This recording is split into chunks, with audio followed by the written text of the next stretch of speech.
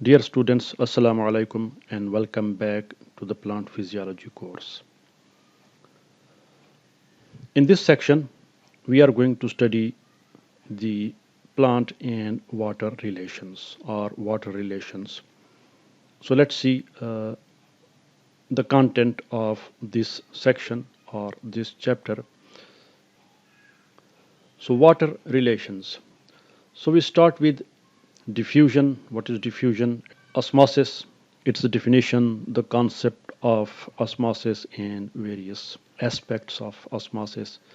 And then a very important concept in plant physiology as far as the plant water relations are concerned, and that is water potential.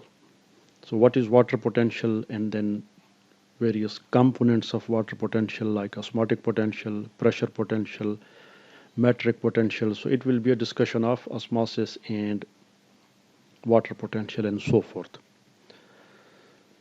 Then we shall consider the absorption, how plant absorbs water from the soil and then its translocation. So absorption and translocation of water. And finally in this chapter or in this section we shall discuss stomatal regulation. So these are the major topics of this particular chapter, water relations or plant water relations. So let's jump in and start with the diffusion and various concepts that are related to diffusion.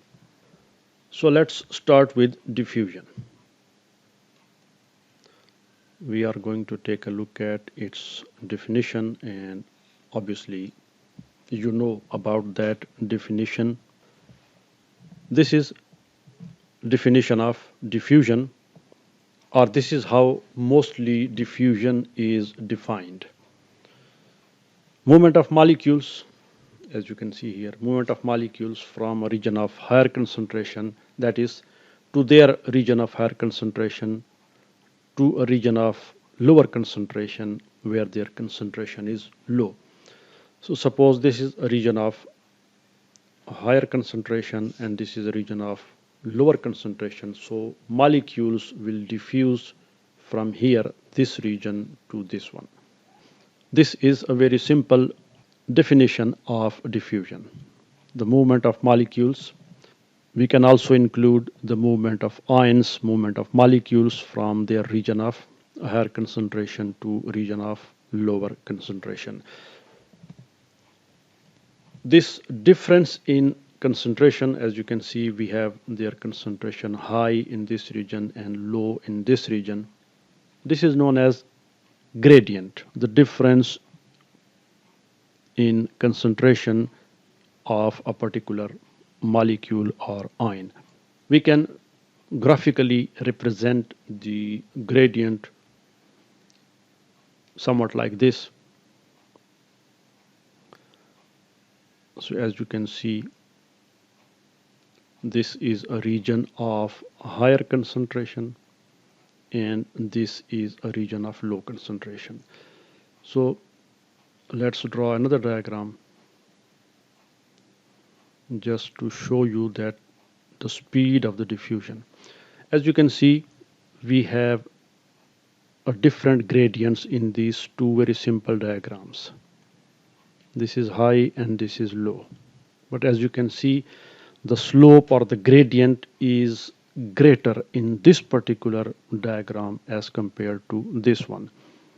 So the molecules will move faster or diffusion will be greater in this lower diagram. Say it is diagram B and this is diagram A. So this is gradient. This is gradient, the difference in concentration of a molecule between 2 points. So it is going to diffuse from higher concentration to lower.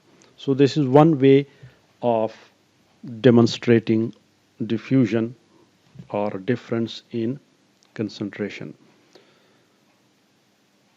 Diffusion can be very easily demonstrated, or you can see it, although we cannot see the molecules and ions, but Still, we can observe diffusion very easily, and that is if you take, say, in a beaker.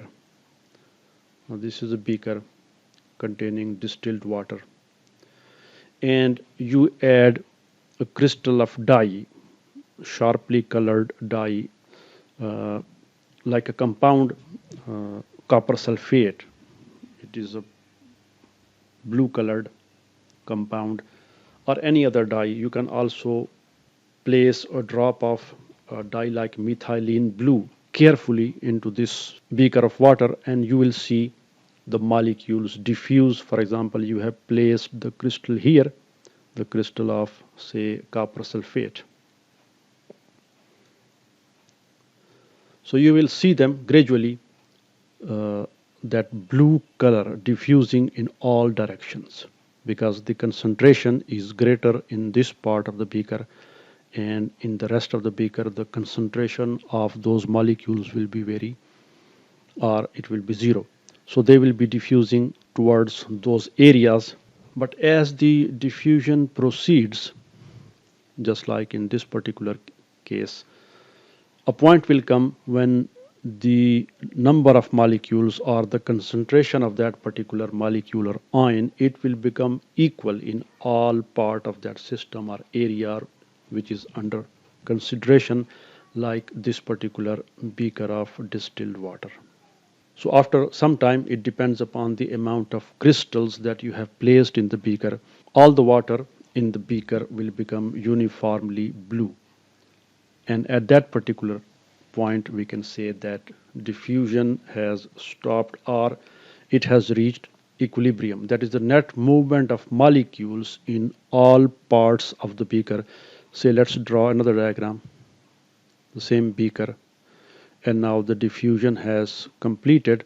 So we can see these blue dots evenly spaced in all. So their movement has reached an equilibrium because there is no difference in concentration. The molecules are evenly distributed throughout that water in the beaker. You might ask a question, okay, what is concentration? We have seen the gradient through these diagrams, and we also seen an example in real life in which you can easily observe something diffusing.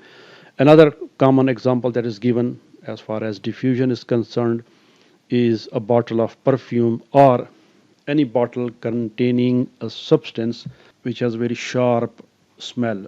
So it can be a perfume. Perfume is something which people like, but it can be a compound with a very pungent and sharp smell like ammonia. So when a bottle is opened, the molecules in the bottle, they have concentration which is far greater as compared to the other parts of the room where that particular bottle has been opened. But soon a person who is staying a few meters away from that bottle will feel the smell as the molecules start diffusing in all corners of the room. And after some time, the smell will be evenly distributed throughout the room. This is another example of diffusion, opening a bottle of perfume or any substance with a very sharp smell. In all these cases, what happens that molecules move down a concentration gradient, or ions move down a concentration gradient from the region of higher concentration to lower, whether it is a dye or crystals placed in a beaker of water, or a bottle of perfume is opened.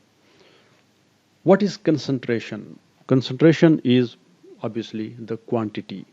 That is, the quantity of that particular substance is greater in one part of the system and it is low in another part, like these crystals of copper sulfate.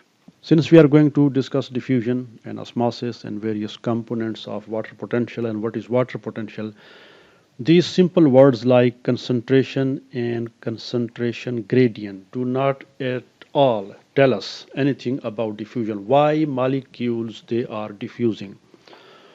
What's causing them to diffuse? Diffusion is a passive process without the expenditure of any energy. But why the molecules they diffuse? Although we can observe diffusion or we can demonstrate it as we have just seen through these few a couple of simple examples, but still it does not tell us anything about the underlying processes, what's happening, why molecules or ions are diffusing from a region of higher concentration to region of lower concentration. Since molecules are moving, obviously diffusion is the movement of molecule. Now this is related to their kinetic energy. So this concentration difference definition of diffusion, or the gradient definition of the diffusion, is not very accurate, or at least it does not tell us anything about the process. So we have to refine our definition of diffusion, and we have to get a better definition. So for that purpose, we must know something about energy, because diffusion is movement of molecules, and as you know, the movement of molecule is through kinetic energy, as the kinetic energy theory states that above absolute zero the molecules are in a continuous motion. At absolute zero the movement of molecule is zero, but above absolute zero, which is 0 degree Kelvin or minus 273 degrees Celsius or centigrade, all the motion or the movement of the molecules or ions, it stops altogether. And above that, according to kinetic theory, they are in a constant motion or movement, or they move about. Whatever their nature of movement might be, but they do move, or there exists some kind of motion. So in this video, we have seen a basic definition or an age-old definition of diffusion. But to understand the process, we must grasp some basic concepts about energy. So this is what we are going to do in the next video, in which we are going to discuss some basic concepts about energy, and then we shall refine our definition of diffusion. So thanks for watching, and see you in the next video.